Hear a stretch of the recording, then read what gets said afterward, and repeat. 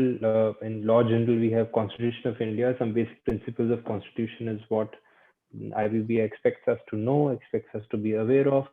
How are these important for a valuer? I think these are important for any citizen of India, leave alone a valuer. And it is good to refresh our knowledge on the basic rights that we have under our Constitution and the basic duties that we have under the Constitution, so that we know that yes, we are legally protected by our Constitution in what all manner. We will look at the Indian legal system. We will look at the salient features of the Indian Constitution, the fundamental rights, directive principles of state policy. We will look at the government, executive, legislature, judiciary, and what all do they do. So why do we need a constitution? We need a constitution because we want to govern our country properly. Why do we have any law? Why do we have any rules? We normally have those rules or that law so that हम जो भी करें वो उन कानूनों के हिसाब से करें. तो ट्रैफिक लॉ क्यों है? अगर ट्रैफिक लॉ नहीं होता, रेड लाइट्स नहीं होती, तो फेयर नहीं होता कि भाई हाँ आप अगर रेड लाइट क्रॉस करोगे तो आपको आपको चलान होगा. तो हर बंदा रेड लाइट क्रॉस करता और एक्सीडेंट्स होते. तो जब भी हम किसी की राइट्स और ड्यूटीज की बात करते हैं तो हम प्राइमा फेसी की बात करते हैं कि there is right to liberty, yes there is primary right for everyone to do what they want to do. At the same time, it is always conditioned with the fact that your right cannot exceed or cannot be so excessive that it results into causing harm to the other person's right. So yes, maybe you have the right to enjoy your property, you have the right to walk on the road, but at the same time you don't have the right to walk on the road in such a manner that you block traffic on the road. So because then you are snatching away other people's right in exercising your right. So we need to have a constitution to govern a country properly. The constitution gives a lot of things. It tells you, yes, how will the president be elected? How will the prime minister be elected? How will the prime minister have its ministers? How will elections happen? How will audits happen? What will the state government do? What will the central government do? What will both of them do together? So our constitution is very great that way, that it kind of gives you a complete outlook on how what will happen how. So basically that is what is important. When coming to the next we say that the constitution defines the nature of political system of a country. And so basically it says that okay, we are a democracy. It says that we are a presidential system. We are not a monarchy. We don't have a queen or a king, and we have a president. And the president is the head of the country for all formalities and requirements. And the prime minister is the actual worker. So we understand the political system of the country through our constitution. Sometimes we feel strongly about an issue that might go against our larger interests, and the constitution helps us guard against it. So when somebody says that, okay, I'm very powerful, I can do anything. So whenever somebody goes against a larger interest or thinks more has a more selfish thought process as compared to the welfare of the country, then there is a way to change that. Then all the three organs of government, that is executive, legislature, and judiciary, functions within the constitution. All the three organs of government, including ordinary citizens, derive their power and authority, fundamental rights from the constitution. If they act against it, it is unconstitutional and unlawful. So the constitution is required to have authoritative allocation of power and function, and also to restrict them within its limit. So to perform the functions, we need constitution. The first function of a constitution is to provide a set of basic rules that allow for minimal coordination amongst the members of a society. The second function of a constitution is to specify who has the power to make decisions in a society. It decides how the government will be constituted. The third function of a constitution is to set some time limits on what a government can impose on its citizens. These limits are fundamental in sense that government may ever trespass them. The fourth function of a constitution is to enable the government to fulfill the separations of a society and create conditions for a just society. What are the salient features of our Indian constitution? Written and detailed constitution, self-made and enacted constitution. We have a preamble which says we are a democratic, socialist, secular republic. We have India as a union of states, so we have a mixture of federalism and unilateralism. fundamental rights, fundamental duties, directive principles of state policy, division of powers, executive, legislature, and judiciary. And then we say that our constitution is amendable. Looking at the preamble, our preamble is, of course, what is a preamble? The preamble of the Constitution of India is a brief introductory statement that sets out the guiding purpose and principles of the document. You will find a preamble almost in all acts, all legal documents, because all legal documents like to say that we are bringing out this law, and yes, we are bringing out this law to serve this purpose, or to replace this law, or to complete this process. So that is always almost there. Then we say, we the people of India, having solemnly resolved to constitute India into a sovereign, socialist, secular, democratic republic, and to secure to its citizens justice, social, economic, and political liberty of thought, expression, belief. So basically, if you look at this, if you break it up, you say, okay, we are sovereign. So what do you mean by sovereign? The term sovereign, which is proclaimed by the preamble, means that India has its own independent authority, and it is not dominion of any other external power. So in the country, the legislature has the power to make laws which is subjected to certain limitations. So we basically say we are sovereign. What do you mean by sovereign? We keep saying we are the sovereign. We are the sovereign. That means that we are on our own. We are on our own. We don't have to report to somebody. We don't have to tell somebody, take permission from somebody. So in a dominion, in a case where you are working under somebody, you have to go to that person, take permission, and then do that, or you have to say that, or get approval, or rather do some kind of a reporting to somebody else. Okay, I did this. So we are an independent nation. We are sovereign. We don't have to go to any other country, any other place, any other forum to say that, okay, we want to do this. Can we do this? Socialist, the term socialist was added in the preamble by 42nd Amendment, which means the achievement of socialist ends through democratic means. It is basically a democratic socialism that holds faith in a mixed economy where both private and public sectors coexist side by side. So, in case of a secular case, the term secular was incorporated in the preamble by 42nd Constitutional Amendment, which means that all the religions in India get equal respect, protection, and support from the state. Democratic means that it implies that the Constitution of India has an established form of constitution which gets its authority from the will of the people expressed in an election. That is what democracy. Democracy means that yes, your government or your person who is in power is being elected through a democratic process. Coming to republic, the term republic indicates that the head of the state is elected by the people directly or indirectly. In India, the president is the head of the state and he is elected indirectly by the people. How is the president elected? Anyone who can share how is the president elected in our country? Anyone who knows? Rajya Sabha and Krishanji, legislatures you're of not the audible. sir from the Yeah, members you're of audible. the sir Yeah. from the members of elected from Lok Sabha, Rajya Sabha, and this legislature from state legislatures.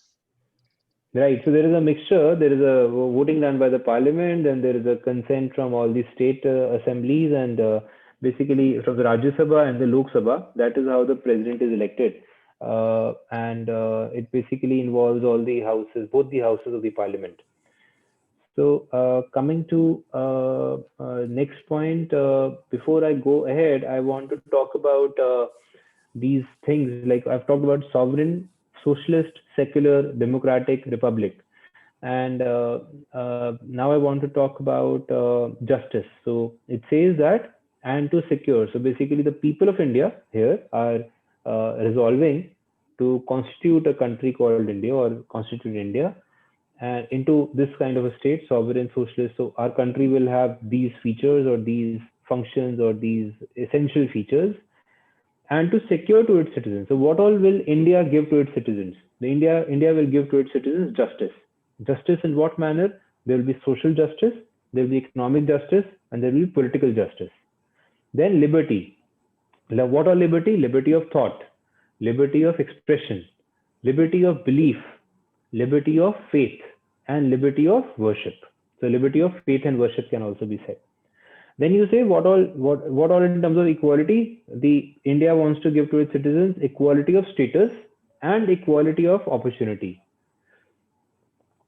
and to promote among them. So India as a country will like to promote fraternity, assuring the dignity of the individual and the unity and integrity of the nation. So basically, India wants to ensure that as an individual also, every citizen will have their rights, and together also, for integrity of the country also, they will have certain rights and duties, that they will keep the country together. They will choose to have this country as one, and they will continue to have that thought process, that belief.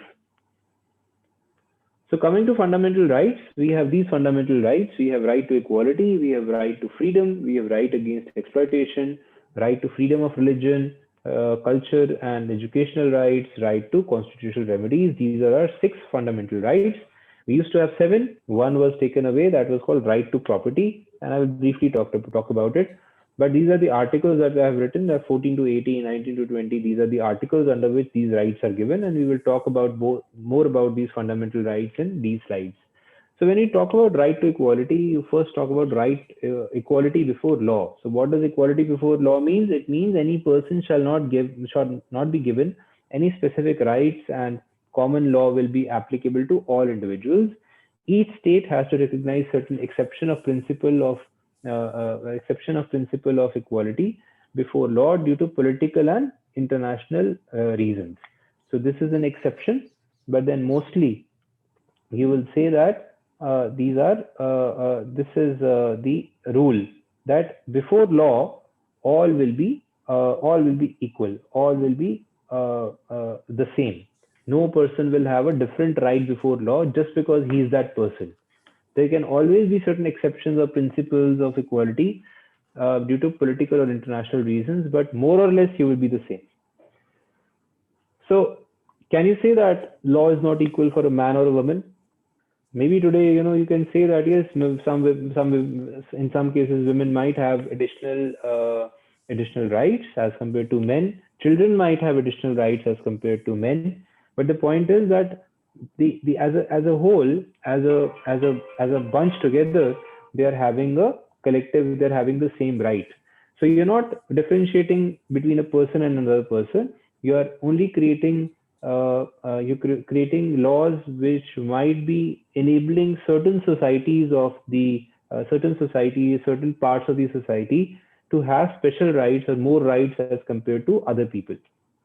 But the differentiation is based on political or international reasons, that are reasons which are requiring equality to be interfered in and equality before law to be changed.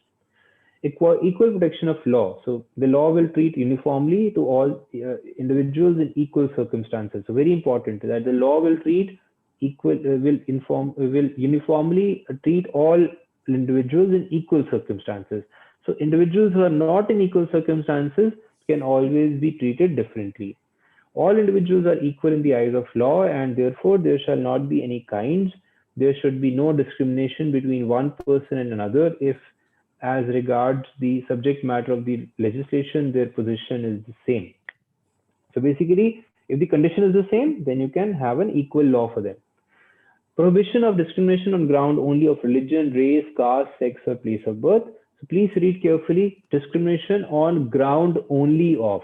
So if the ground of discrimination is only on account of religion, or only on account of race, only on account of caste, only on account of sex, or only on account of place of birth, then the provision is not legal as per this fundamental right that is given to you. Equality of opportunity in matters of public employment, that is Article 16, that in public employment you will have equal opportunity. Abolition of untouchability in Article 17 talks about how untouchability has been untouchability is abolished, and therefore the so-called Harijans or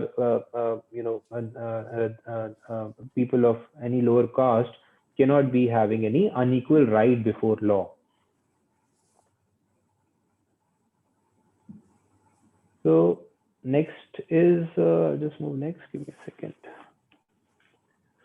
Right to freedom. So right to freedom is freedom of speech and expression.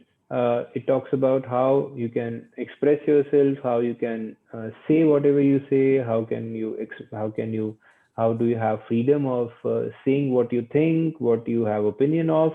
And then of course there are restrictions that in case you are saying things that are hurting the other person, that are conflicting with the basic expressions or basic which are maybe if you talk about which are resulting into defamation of another person, then there are exceptions. Freedom of assembly, you can assemble, you can get together, you can have communities, you can have clubs, you can assemble together the way that maybe today a good example is the farmers assembling outside Delhi and expressing that they are disagreeing on the laws. They have the freedom of assembly. So freedom to form associations or unions, freedom to move freely throughout India. Nobody can restrict you to go into a specific part of India. Freedom to reside and settle in any part of India. Freedom to acquire, hold, or and dispose of properties. This is the one that is omitted. Omitted the right to freedom of acquiring property. Freedom to practice any profession. So these are the rights to freedom that you have in the country. Protection in respect of conviction for offences. So protection against ex post facto laws. That is, the definition of an ex post facto law is a law that applies to crimes that happened before the law was passed. So you can't have protection against ex post facto laws. You can't do, you say you have protection against ex post facto laws. You can't just make changes in law and say that, okay, I'm changing the law. Now you're a criminal, or now you have done something wrong because you did not do this before. So law cannot change. Law cannot be changed retrospectively to punish somebody. Protection against double jeopardy. The Fifth Amendment to the Constitution states that no person shall be subject for the same offense to be twice same offense to be committed twice, put in jeopardy of life or limb. So the double jeopardy clause bars second prosecutions after either acquittal or conviction, and prohibits multiple punishments for the same offense. Protection against self-incriminations. The article states that where a person has been accused under a criminal offense, he shall not be compelled to vouch against himself. So you can't say that, okay, you admit that you have done the crime. So the accused shall have immunity against self-incrimination. If he ever said that, okay, I did whatever I did, there has to be additional evidence to prove that he did that. He can't just say that, okay, I did the murder of this person, punish me. वो पिक्चरों में होता है कि भाई कोई कहता है कि मैंने मर्डर किया, बट एक्चुअली तो मतलब जो लॉ है that is suppose to check whether he did it or not, and only after the law checks and accuses him and has evidence against him can that person be punished for that crime. Right against exploitation, prohibition of traffic in human beings and forced labor. There is a right against that. There is a right for provision of employment of children in hazardous employment. There is also a right against exploitation for children in such circumstance. Right to freedom of religion. So freedom of conscience and free profession of religion. That's Article 25. Freedom to manage religious affairs. That's Article 26. Freedom from payment of taxes for promotion of any particular religion. That's Article 27. Then freedom to attend religious instructions in certain educational institutions. All these are freedoms given under the rights to freedom of religion. Then there are cultural and educational rights, which are protection of language, script, or culture of minorities, right of minorities to establish and administer educational institutions, and we have right to constitutional remedies, which is right to constitutional remedies empowers the citizens to move to a court of law in case of any denial of any fundamental rights. For instance, in case of imprisonment, any citizen can ask the court to see if it is according to the provisions of the law of the country by lodging a PIL. So the writs are habeas corpus. So it says you shall have the body. That's personal liberty. So the habeas corpus, the right gives you personal liberty. You cannot be enclosed or jailed, or rather taken into somebody's custody and lose your personal liberty or personal freedom to move around, to do whatever you want to do.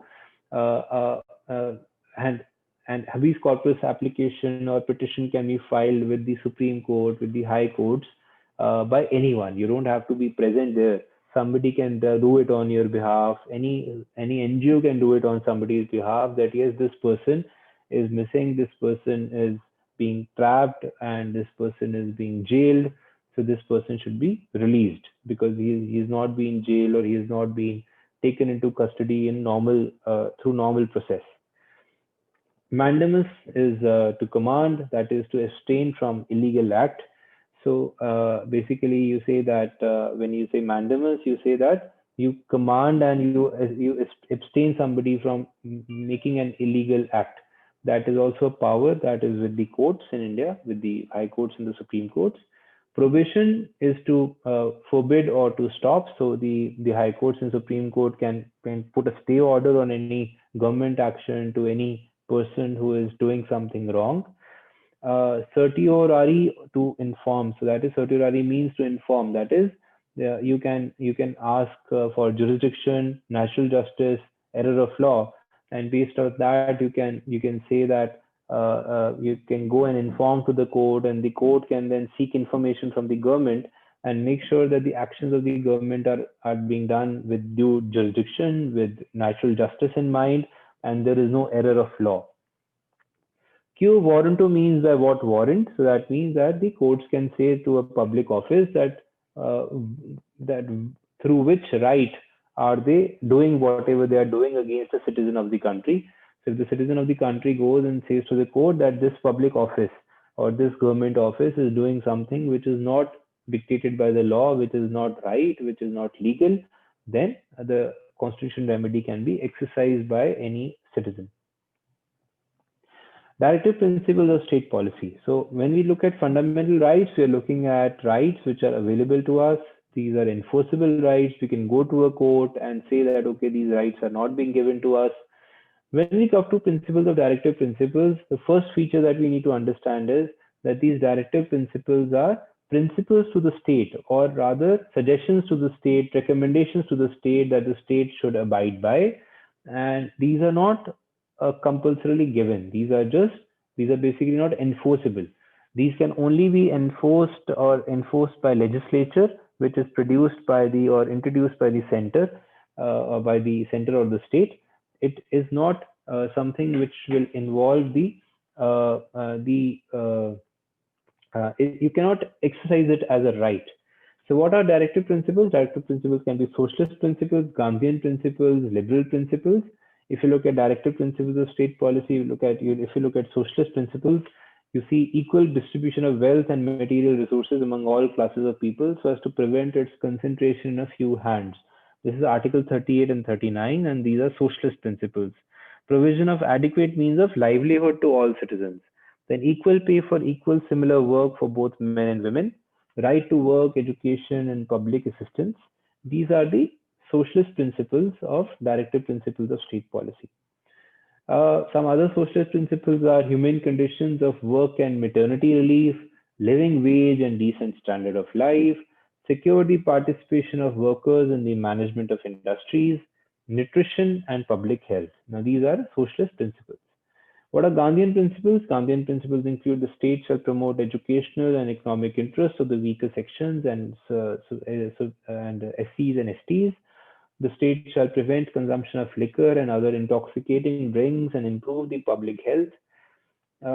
Organize village panchayats, encourage cottage industries and to provide employment in rural areas, to improve agriculture and encourage animal husbandry, and to provide free and compulsory education for all children below 14 years of age. What are liberal principles? Liberal principles are uniform civil code, free compulsory education to all children below 14 years, organize animal husbandry uh, uh, on modern and scientific basis, prohibit slaughter of cows, protect and improve the environment, improve and safeguard forest and wildlife of the country, protect monuments, places, and objects of national importance, separation of judiciary from the executive, and promote international peace and security, maintain good relations with different states, respect international treaties, settle disputes by arbitration. Fundamental rights versus directive principles. Fundamental rights are justifiable and enforceable rights, while directive principles are just non-justifiable and cannot override fundamental rights. Fundamental rights provide political rights, whereas social and economic rights are provided through directive principles of state policy. Fundamental rights are mentioned in the articles from 12 to 25, while directive principles are mentioned from articles 36 to 51. So these are the difference between the two. Further differences, these are negative. Fundamental rights are negative as they prohibit the state from doing certain things. Directive principles are positive as they require the state to do certain things. Fundamental rights are justifiable, that is, that they are legally enforceable by the courts in the case of their violation. For directive principles, these are not justifiable, they are not enforceable by the courts for their violation. Fundamental rights aim at establishing political democracy. Directive principles aim at establishing social and economic democracy. Fundamental rights have legal sanctions. Directive principles don't have legal sanction. These have legal and political sanctions. Fundamental rights promote the welfare of the individual, hence they are personal and individualistic. Directive principles promote the welfare of the community, hence they are societarian and socialistic. Fundamental rights do not require any legislation for their implementation. They're automatically enforced, and they require directive principles require legislation for their implementation. They are not automatically enforced.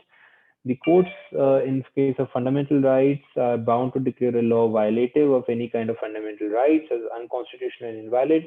And in directive principles, the courts can not declare any law violative of any of the directive principles as unconstitutional and invalid. However, they can uphold the validity of a law on the ground that it was enacted to give effect to a directive.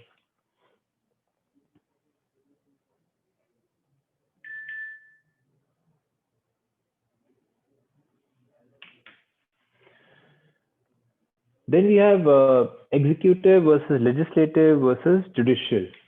So there is an idiom which says power corrupts and absolute power corrupts absolutely. So what does it mean? That yes, whenever somebody gets any power, there is a possibility that that person can misuse that power, that person can use that power for purposes which are not legal, which are not allowed, which are not something which is right. So what is happening is that what we can do is we can say that whenever you look at the three powers called executive, legislative, and judicial, the idea is to understand that these are three different segments of our government, of our political structure. And these three different things, if they are in the same hands, then how can they do justice to the person? So say, let me give you an example. Now, there is a government which say thinks that we don't want to allow any protest against us. Now, if that government says that, okay, we don't want to allow any protest against us, and the courts are also in the pockets of the same entity, same person, then there is no place where somebody can go and try to ask for justice, or to try to ask for fair treatment, or the constitutionally guaranteed rights that the constitution gives to the citizens of the country. So a modern democratic setup is nowadays generally based on the concept of doctrine of separation of powers. That means that all the powers, if they are with one authority, maybe the king, maybe concentration of all power in one particular authority led to abuse of power, as the decision taken by the authority was whimsical and arbitrary on several occasions.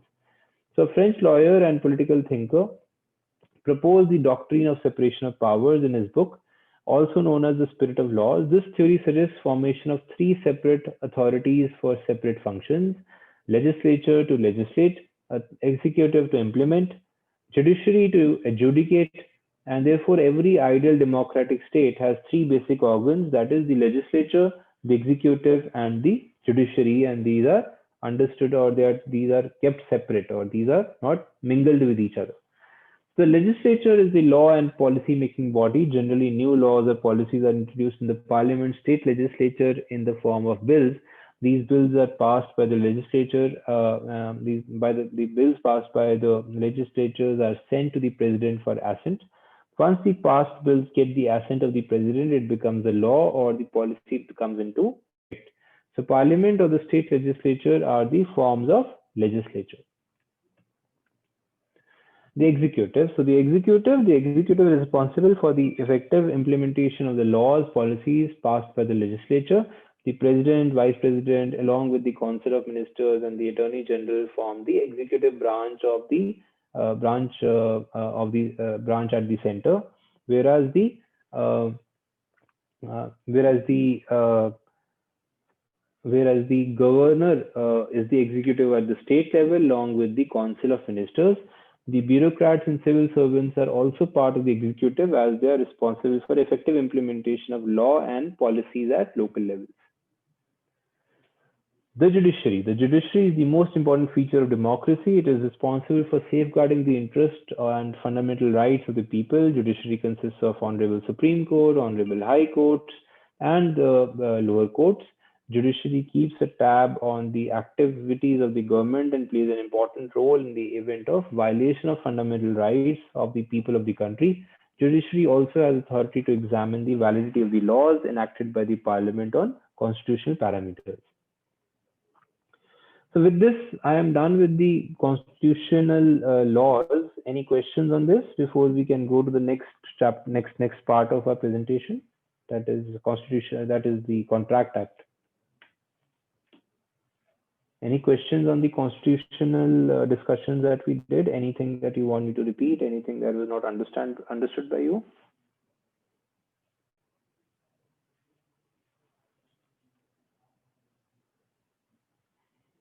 So I'm assuming no. And yes. Sir, this constitutional part is covered under laws general. Laws general. Yeah. Okay. Thank you. Friends, I again request you to please download the syllabus, which is available on ceviaf.org under courses section for your particular asset class, so that you will be conversant with the topics which are being taught in this specialized educational course, so that and mark scheme and other topics are also available on that platform.